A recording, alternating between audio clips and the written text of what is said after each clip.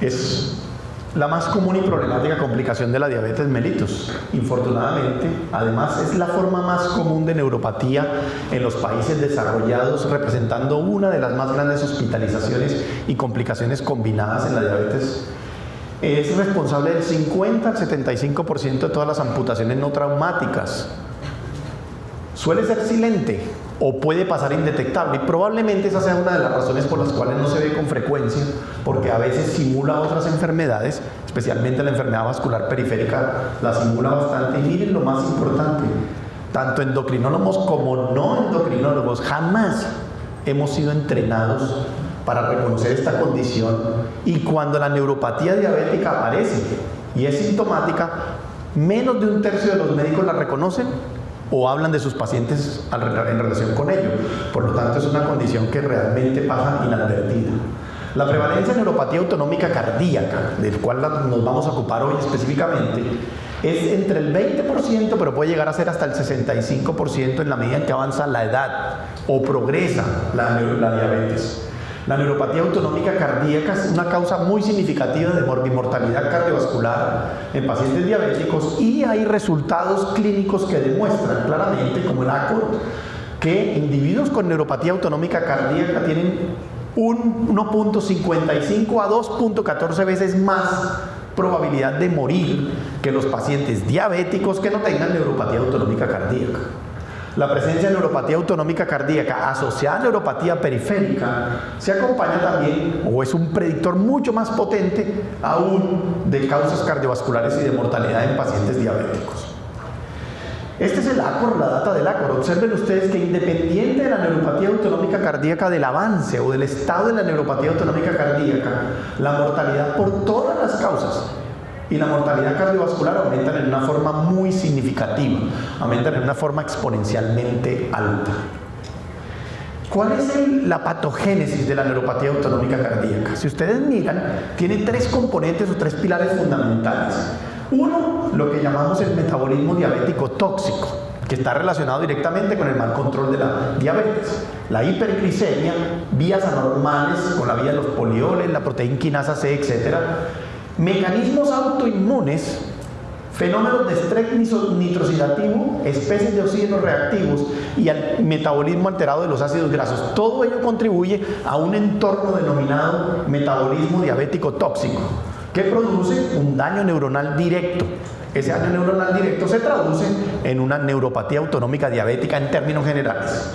Pero hay también daño neuronal directo a través de necrosis, hipoxia y apoptosis celular neuronal en los pacientes con diabetes. Y por lo tanto, otra ruta directa del daño neuronal ocurre a través de esta ruta directa. Y una que está relacionada directamente con el flujo sanguíneo a nivel del nervio. Y está directamente relacionado también con la microangiopatía diabética, con el daño endotelial y los fenómenos vasoconstrictores que acompañan al paciente persistentemente diabético. De tal forma que cuando nosotros miramos, hay tres pilares fundamentales que se asocian con la patogénesis de la neuropatía autonómica diabética: metabolismo diabético tóxico, un daño neuronal directo y un efecto que tiene que ver con el flujo nervioso o en el flujo neuronal. ¿Cuáles son los pasos que encontramos? Encontramos varios caminos. Esos caminos que encontramos son, primero, lo primero que progrese en la progresión natural de la neuropatía autonómica cardíaca es la denervación parasimpática. Y es el primero. ¿Por qué? El nervio vago es el que contribuye al 75% de la inervación parasimpática del organismo. Y las primeras fibras que se afectan son las fibras grandes en el proceso. Por lo tanto, lo primero que aparece es una alteración de la actividad parasimpática. Y esto está determinado desde el punto de vista subclínico. Entonces tenemos neuropatía autonómica cardíaca subclínica, en el cual ya empezamos a ver alteraciones de la variabilidad de la RR, variabilidad de la frecuencia cardíaca, o anormalidades de la torsión ventricular. Realmente son anormalidades de la función diastólica del ventrículo izquierdo y pueden aparecer en etapas más tempranas. Posteriormente, ¿qué ocurre? Cuando hay denervación parasimpática, hay un predominio del sistema simpático. ¿Y qué ocurre? Entonces, en la aparición clínica en etapas tempranas empezamos a ver taquicardia en reposo y una disminución de la tolerancia al ejercicio, una disminución marcada de la tolerancia al ejercicio. Esto empieza a aparecer en etapas muy tempranas de la neuropatía autonómica cardíaca y posteriormente hay una denervación simpática. Empieza a perderse la actividad simpática, pero que uno diría, bueno, se pierde la actividad simpática y ya se perdió la parasimpática, debería predominar ¿qué?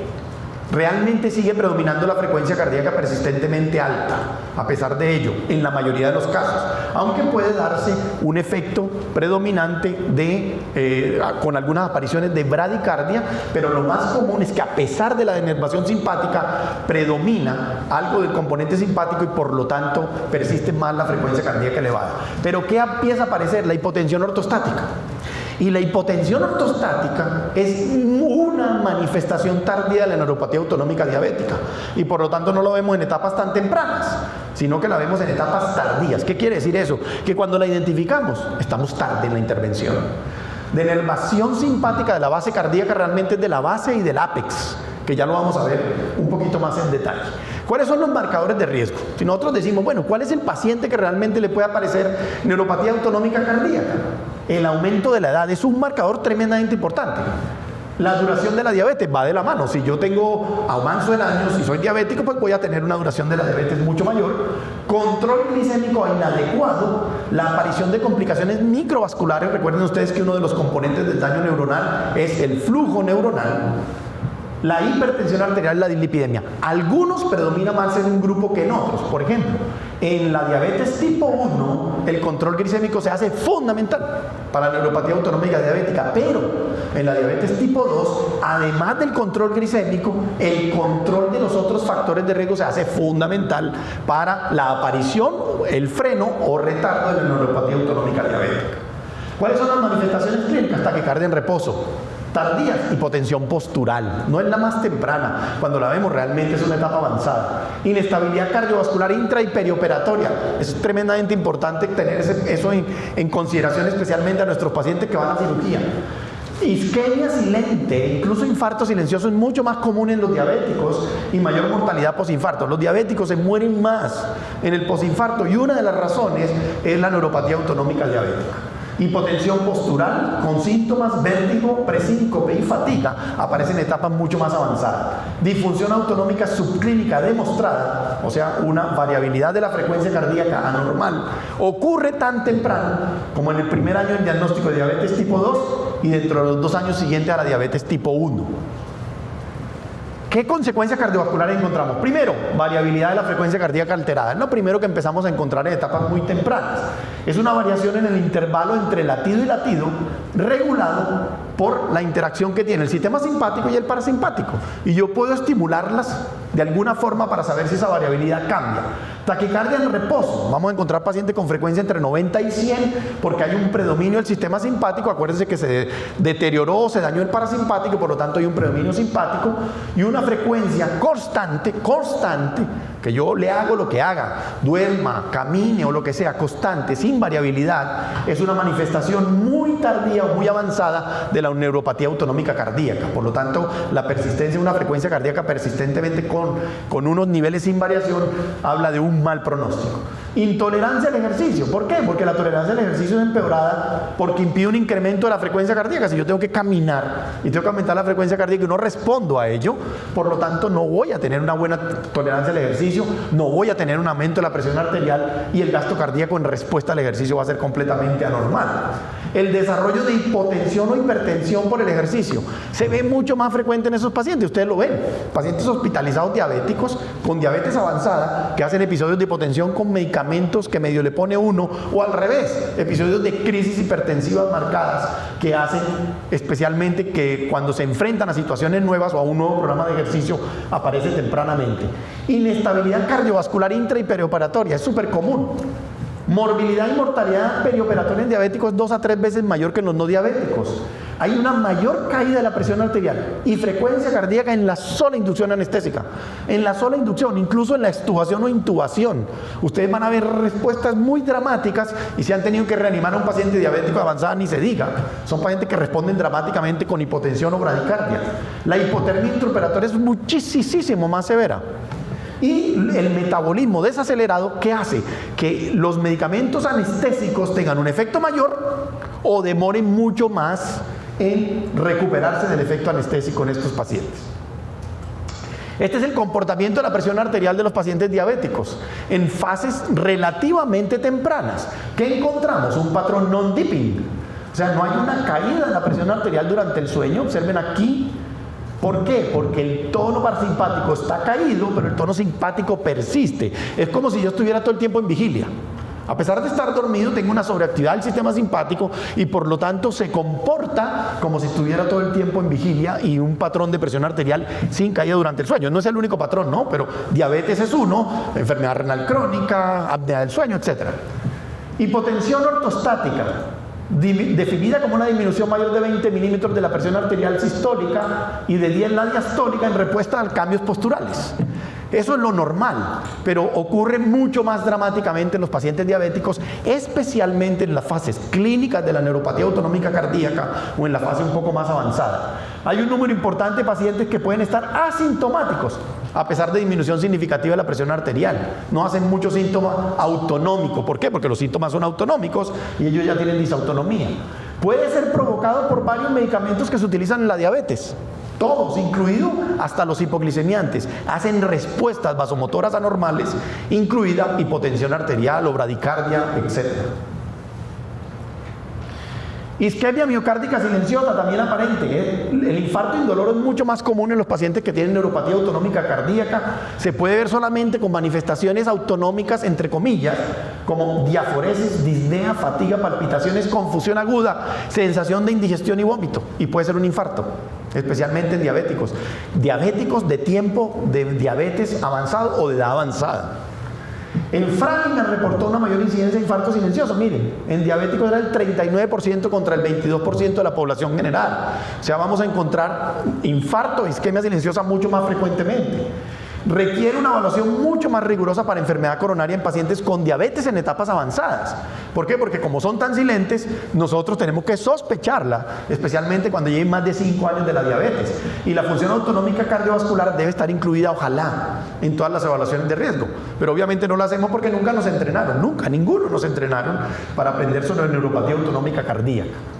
Infarto y mayor riesgo de mortalidad, generalmente cuando son más extensos y más severos. La sobrevida a 5 años es del 38%, pero los diabéticos comparado contra los no diabéticos, o sea que hay una sobrevida muchísimo menor, menos del 50% de los pacientes diabéticos sobrevive a 5 años después de un infarto.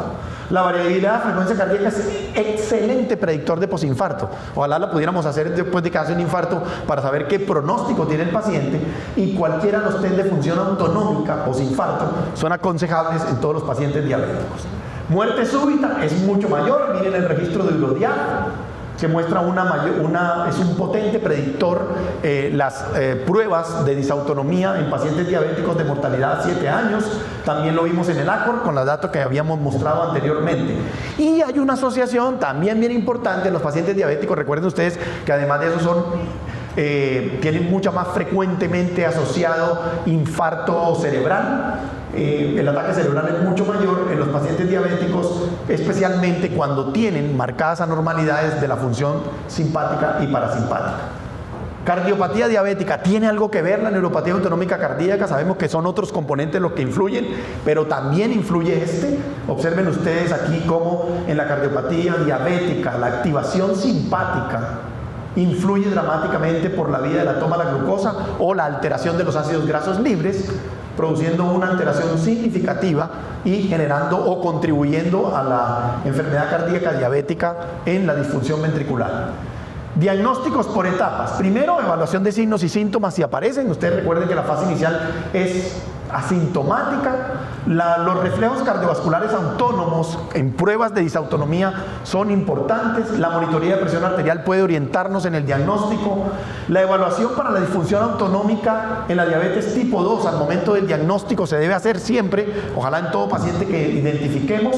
En diabetes tipo 1, a los primeros 5 años, se puede ver después de los 2 años, pero en los primeros 5 años debe tener al menos una evaluación.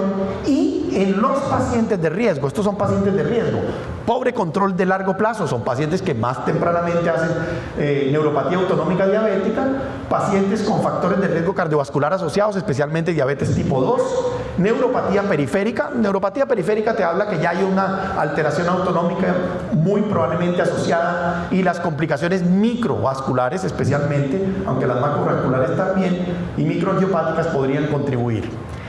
Hay un consenso, en el consenso de Toronto, en el panel, se propuso pruebas para diagnosticar la neuropatía autonómica cardíaca.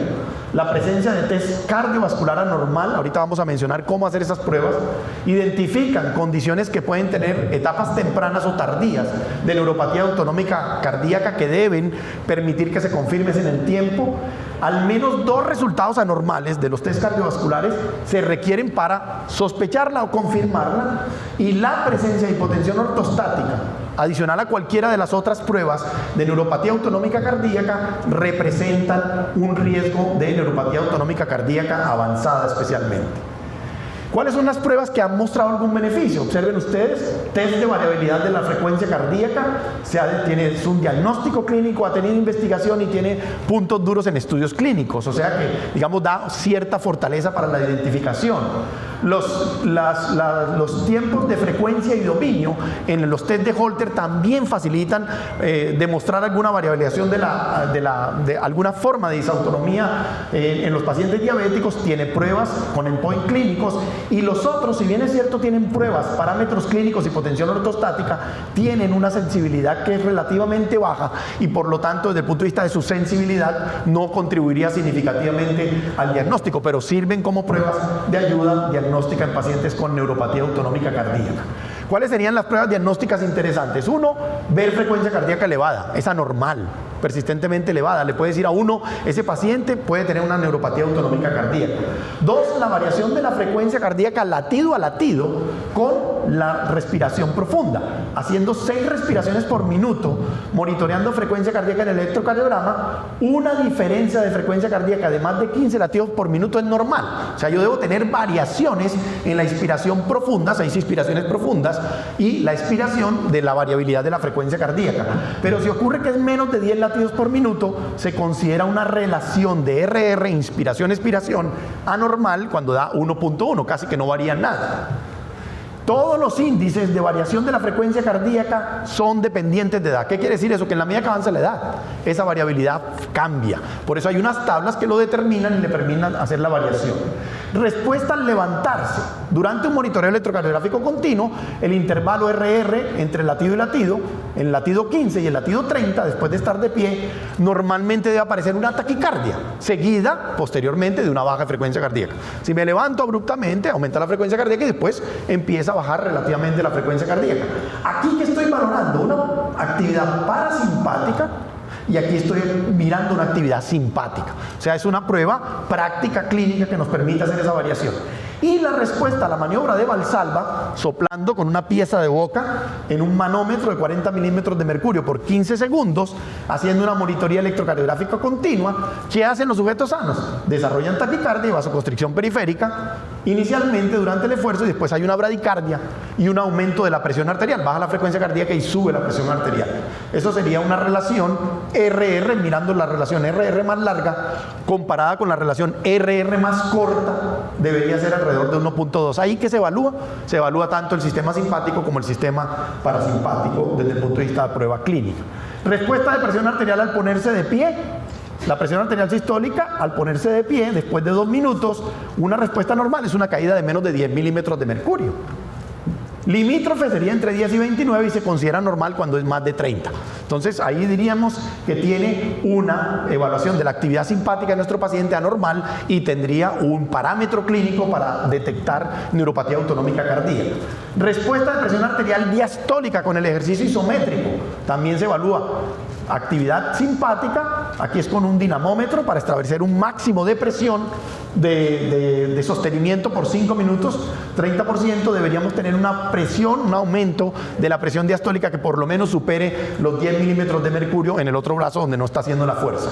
El intervalo QT también puede ayudar, especialmente un QT persistentemente anormal, ojalá valorado en un monitoreo de Holter, y otros análisis espectrales que se pueden determinar en la evaluación del test de Holter. Estos son los métodos del test de Holter que también permiten determinar algún parámetro del cual no vamos a analizar en detalle. Cuando se hace inspiración o expiración profunda, hay unos parámetros dinámicos que nos permiten ver respuestas hemodinámicas con esos parámetros hemodinámicos.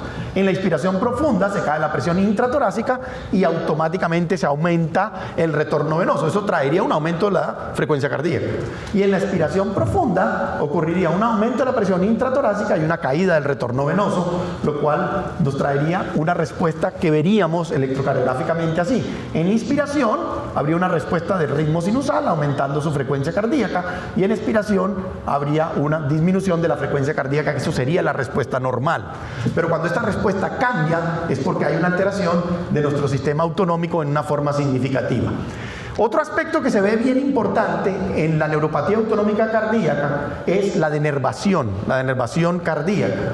Con el tiempo, esta es la inervación completa del sistema autonómico del corazón, con el tiempo empieza a ocurrir denervación en la base y en el ápex del ventrículo izquierdo.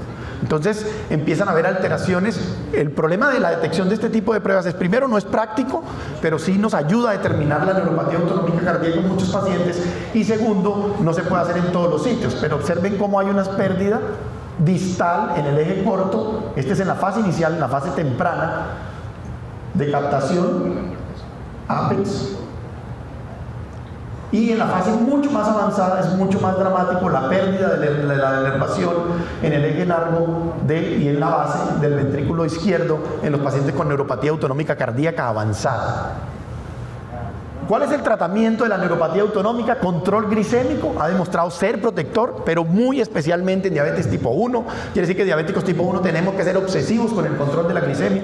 Y en diabetes tipo 2, la estrategia multifactorial es la que ha demostrado una reducción significativa en la función autonómica, hasta en un 68%, como mostró el estudio Steno Memorial Trial. Observen ustedes aquí en el DCCT Trial el control glicémico. Estos son los pacientes en el examen neurológico anormal, en el estudio del sistema autonómico anormal y en el estudio de neuroconducción anormal, el porcentaje de pacientes que tuvieron tratamiento convencional comparado con los pacientes que tuvieron tratamiento intensivo de su control de su diabetes. Y miren, en diabetes tipo 2 en el Steno, como la neuropatía autonómica fue marcadamente disminuida con intervención multifactorial, no solamente control glicémico, sino control de presión arterial, control de lípidos y medidas de cambios saludables del estilo de vida. Tratamiento, las recomendaciones del Consensus de Toronto es terapia intensiva para retardar la neuropatía autonómica diabética en diabetes tipo 1, intervención multifactorial de factores de riesgo cardiovascular, porque retarda el desarrollo y la progresión de la neuropatía autonómica cardíaca en diabetes tipo 2, intervenciones del estilo de vida que podrían ayudar incluso a mejoría en la variabilidad de la frecuencia cardíaca en pacientes en fase de prediabetes o en fase de síndrome metabólico. Todo eso es importante porque recuerden ustedes que antes de ser diabéticos son alrededor de 10 años de síndrome de prediabetes o síndrome metabólico. Y la hipotensión ortostática podría ser mejorada por medidas no farmacológicas, y la única que tiene aprobación FDA para el tratamiento de hipotensión ortostática a la fecha es el midrodine. No lo conseguimos, en Colombia al menos no lo tenemos, o en algunos casos la fludihidrocortisona, que podría ayudar a algunos pacientes a mejorar la presión arterial en forma significativa. Para taquicardia en reposo, betabloqueadores, inhibidores de la ECA. Hay estudios muy chiquitos combinando inhibidores de la ECA y ARA2, pero realmente la recomendación en términos generales es no. En hipotensión postural, como les comenté, medidas mecánicas, clonidina en dosis muy bajas podría ayudar a algunos pacientes, midrodine les puede ayudar en algunos, el octeótride, sobre todo para generar algún fenómeno de vasoconstricción esplácnico, porque en la fase inicial, cuando hay disautonomía autonómica, hay una gran vasodilatación esplácnica que facilita la hipotensión de estos pacientes, y con esto se ha visto que mejora algo el fenómeno vasoconstrictor a nivel esplácnico. En hiperhidrosis, dosis bajas de clonidina o de amitriptilina podrían traer algún beneficio en los pacientes con neuropatía autonómica cardíaca. En conclusión, la neuropatía autonómica cardíaca es una complicación seria encontrada en el 25% de los pacientes con diabetes mellitus tipo 1 y en el 33% de los pacientes con diabetes mellitus tipo 2. Está asociada con un incremento en la mortalidad, la isquemia miocárdica silente y en un pobre pronóstico en pacientes con enfermedad coronaria. Los síntomas usualmente ocurren con la enfermedad avanzada y el tamizaje de pacientes diabéticos para neuropatía autonómica cardíaca es fundamental. Los CARTs, o sea, el Cardiac Autonomic Reflex Test, son el estándar de oro, o sea, esas pruebas prácticas que mostramos, son el estándar de oro con la mayor especificidad y sensibilidad de la prueba para el diagnóstico de neuropatía autonómica cardíaca, y la restitución del balance autonómico puede ser eventualmente posible, o se ha demostrado, con cambios en el estilo de vida, incremento de la actividad física y tratamiento intensivo de la diabetes, con algunos medicamentos que contribuyen ya a las manifestaciones clínicas o paraclínicas de la disautonomía, como el uso de beta bloqueadores, potentes antioxidantes, como el caso del ácido alfa-lipoico, que podrían de alguna forma mejorar la neuropatía autonómica cardíaca en nuestros pacientes. Muchísimas gracias.